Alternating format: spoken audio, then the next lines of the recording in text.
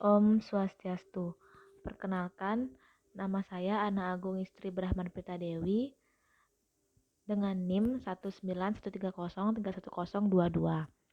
Yang mana pada kesempatan kali ini saya akan mempresentasikan tentang pretest LKM 6 yang berjudul reaksi sikloheksanon. Adapun isi dari LKM ini terdapat 15 soal, yang mana soal yang pertama, apa yang dimaksud dengan reaksi oksidasi dalam kimia organik dan berikan contohnya. Reaksi redoks merupakan istilah yang menjelaskan berubahnya bilangan oksidasi suatu atom atom dalam sebuah reaksi kimia. Contohnya pada slide itu CH3CH2OH direaksikan dengan K2CR2O7 dan direaksikan dengan asam sulfat pekat, maka menghasilkan CH3COH, CR2SO43, K2SO4 dan H2O. Kemudian untuk nomor 2, senyawa organik itu dapat mengalami beberapa jenis reaksi. Sebutkan reaksi-reaksi yang dimaksud. Secara umum, reaksi organik itu biasanya disertai dengan pembentukan atau pemutusan suatu ikatan kovalen. Konsep pemutusan ikatan tersebut dibagi menjadi dua, yaitu homolisis dan heterolisis. Untuk heterolisis itu merupakan suatu pemutusan yang akan menghasilkan ion-ion, sedangkan homolisis itu akan menghasilkan radikal bebas. Kemudian untuk soal nomor 3, sebutkan jenis reaksi yang terjadi pada nomor 3, pada 3 jenis alkohol atau primer, sekunder, dan tersier, dan contohnya. Untuk nomor 3 ini, yang pertama untuk alkohol primer itu alkohol yang gugus OH-nya terikat pada atom C primer, atau dia itu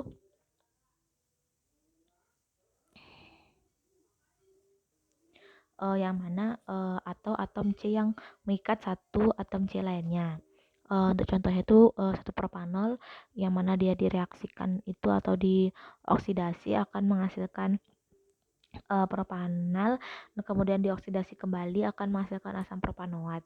Kemudian untuk alkohol yang sekunder itu alkohol yang gugus OH-nya itu terikat pada atom C sekunder atau atom C mengikat dua atom C lainnya. Yang tertera pada slide itu ada 2 propanol yang mana dioksidasikan akan menghasilkan 2 propanol. Kemudian untuk yang terakhir adalah tersier, yang mana alkohol yang gugus OH-nya itu terikat pada atom C tersier atau yang berikatan dengan 3 atom C lainnya. Contohnya itu pada slide yaitu 2 metil propanol. Nah, 2 metil 2 propanol namun sayangnya tidak memiliki hasil oksidasi.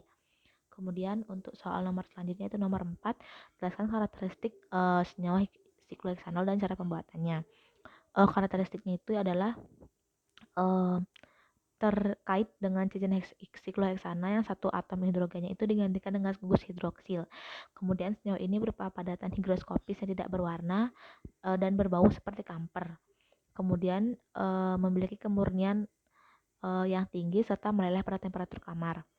Kemudian sikloheksanol itu biasanya diproduksi dengan cara oksidasi sikloheksana di udara yang menggunakan katalis kobalt. Kemudian proses ini juga membentuk sikloheksanon, dan campuran ini atau untuk minyak keton alkohol adalah bahan baku utama untuk memproduksi asam adipat. Kemudian oksidasi melibatkan radikal dan senyawa antaranya adalah hidroperoksida. Kemudian alternatif lainnya adalah sikloheksanon itu dapat diproduksi dengan cara hidrogenasi fenol. Kemudian jelaskan mekanisme reaksi sikloheksanol, yang mana sikloheksanol ini direaksikan dengan asam kromat yang dapat menyebabkan terbentuknya kromat ester. Kromat ester ini akan memberikan gugus keton, yang mana produk sampingnya itu berupa ion krom dengan piloks positif 4, namun karena dia sifatnya tidak stabil akan berubah menjadi kromat positif 3. Kemudian sebutkan alat dan bahan beserta fungsi digunakan sintesis sikloheksanon. Untuk pertama itu adalah Labo Erlenmeyer. Biasanya itu untuk mentitrasi, tapi Labo Erlenmeyer yang di sini itu digunakan untuk mereaksikan suatu zat tersebut. Kemudian terdapat kondensor atau pendingin yang untuk mendinginkan zat agar suhunya terjaga. Kemudian labu dasar bulat itu untuk mereaksikan, kemudian PTTS itu untuk mengambil larutan, spatula untuk mengambil zat padat, neraca analitik untuk menimbang suatu zat padat, gelas kimia untuk menampung suatu zat cair itu zat kimia bersifat cair itu secara sementara. Kemudian kaca arloji itu untuk sebagai wadah zat untuk ditimbang di neraca analitik, kertas saring untuk menyaring, spatula untuk mengecek suhu atau temperatur. Kemudian alat destilasi itu alat destilasi sederhana itu digunakan untuk proses destilasi itu penguapan. Kemudian corong pisah ini digunakan untuk memisahkan antara dua fasa larutan atau dua fasa suatu zat yang dihasilkan dari proses sintesis ini. Kemudian untuk soal selanjutnya, langkah vertikal pertama sebanyak 0,03 mol K2Cl2O7 dilarutkan ke dalam 40 ml Aquades, kemudian ditambahkan asam sulfat pekat secara hati-hati. Jelaskan yang apa atau peristiwa yang terjadi dan tuliskan reaksinya.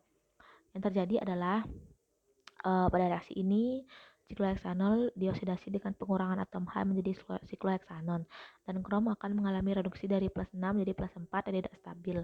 Kemudian berubah menjadi +3. Sebelum ditambahkan ke dalam sikloheksanol, larutan ini harus diasamkan terlebih dahulu dengan asam sulfat pekat untuk menghasilkan asam kromat yang merupakan oksidator kuat. Kemudian larutan K2C2O7 yang berwarna oranye ini setelah ditambahkan dengan asam sulfat, warnanya berubah menjadi oranye kemerahan dan melepaskan panas. Hal ini disebabkan oleh reaksi antara larutan K2Cr2O7 dan asam sulfat pekat yang menghasilkan panas atau kalor. Kemudian reaksinya dapat dilihat pada slide, yang mana itu K2Cr2O7 reaksikan dengan H2O, kemudian reaksikan dengan asam sulfat akan menghasilkan H2CrO4, 2K+, dan HSO4-. Kemudian untuk soal nomor selanjutnya, langkah nomor 7, kemudian didinginkan pada temperatur kamar. Ketiga, sebanyak 0,065 mol sikloheksanol dicampurkan dengan 25 ml Aquades. Jelaskan apa yang terjadi saat campuran didinginkan pada temperatur kamar, maka larutan menjadi tidak panas atau labu elemen itu menjadi dingin. Sedangkan saat tahapan sebanyak 0,065 itu dicampurkan dengan 25 ml Aquades akan menghasilkan perubahan warna larutan menjadi keruh dan berminyak. Apabila larutan dikocok, akan menghasilkan larutan putih keruh dan tetap berminyak. Kemudian selanjutnya temperatur pengadukan pada soal nomor 8 itu dijaga pada suhu 55 derajat Celcius dengan didinginkan di dalam penangas air es.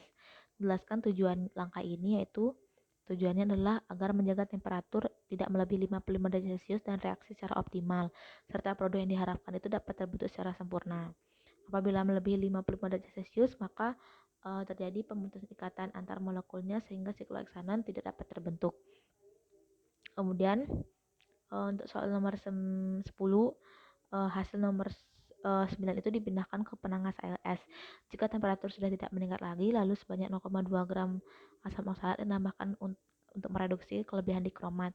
Jelaskan yang terjadi atau yang terbentuk. Yang terbentuk adalah pada dalam slide itu terjadi reaksi reduksi dan oksidasi, yang mana reaksi ini melibatkan elektron penangkapan dan pelepasan elektron juga.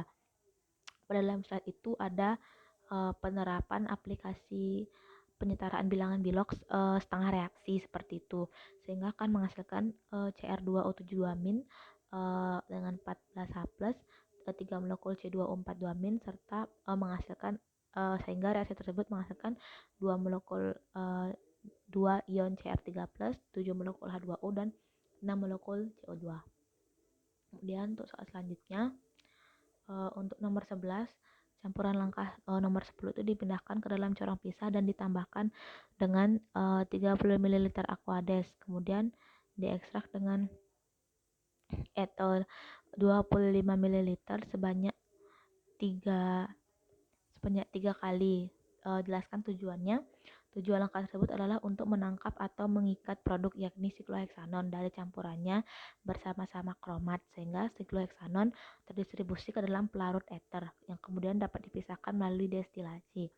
Kemudian nomor 12 soal selanjutnya, lapisan eternya digabung, dicuci dengan air dan larutan natrium bikarbonat. Lapisan air dan larutan natrium bikarbonat ini dipisahkan dengan lapisan eter. Kemudian lapisan eternya dikeringkan dengan CuSO4 H anhidrous atau zat anhidrous. Campuran tersebut disaring dan dimasukkan ke dalam labu dasar bulat. Lalu campuran tersebut didestilasi. Kemudian ether dipisahkan pada suhu 34 derajat Celcius. Apakah yang dipakai untuk membuktikan bahwa tahap ini positif menghasilkan sikloheksanon? Jawabannya adalah campuran destilasi untuk pemurnian sikloheksanon dengan cara menghilangkan pelarutnya berupa ether, yang mana ether akan menetes pada suhu tersebut, sedangkan sikloheksanon mulai menetes pada suhu 151 derajat Celcius, maka akan diperoleh sikloheksanon. Kemudian cara menghitung rendemen dan gram sikloheksanon diperoleh dari percobaan ini.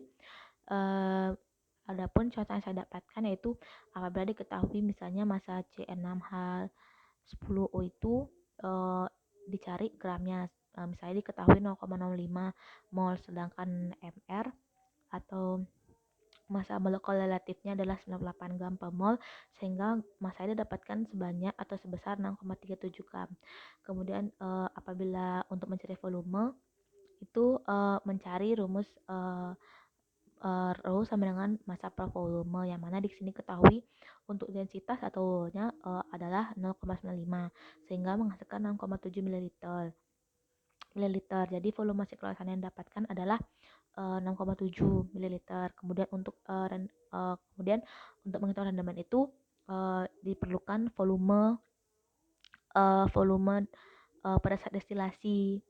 Jadi dihabiskan atau didapatkan sebanyak 4 ml, sehingga rumusnya adalah persentase rendemennya adalah volume yang didapatkan per volume teoretis dikali 100%. Namun ada juga beberapa rumus yang menyatakan apabila dinyatakan dalam massa, yang didapatkan itu adalah persentase rendemen sama dengan massa sampel per massa simplicia dikali 100%. Karena ini volume, sehingga menggunakan rumus seperti ini, sehingga menghasilkan persentase rendemennya adalah 59,7%. Kemudian untuk soal nomor 14, sebutkan perbedaan metode sintesis sikloheksanon yang ada di jurnal dengan penuntut praktikum. Pada jurnal itu diberikan sintesis sikloheksanon dan 2-metilfuran melalui proses dihidrogenasi sikloheksanon dan hidrogenasi fulfural dengan menggunakan katalis CuZnAl untuk mewujudkan efisiensi energi yang baik dan memanfaatkan hidrogen dengan optimal serta ramah lingkungan. Kemudian sedangkan di penuntut praktikum itu sintesis sikloheksanon dari oksidasi sikloheksanol menggunakan asam kromat. Kemudian alat dan bahan yang terdapat dalam jurnal yaitu untuk bahannya itu larutan dari campuran senyawa CuNO3 2 kali, ZnNO3 2 kali, dan AlNO3 3 kali. Kemudian untuk alatnya itu menggunakan alat Erlenmeyer, gelas kimia, labu dasar bulat, gelas ukur, kertas saring, pipet tetes, SP2000 gas chromatography, tubular fixed bed reactor, and ice trap. Sekian presentasi yang saya sampaikan. Apabila saya ada salah kata mohon dimaafkan. Sekian dan terima kasih. Om Santi Santi Santi.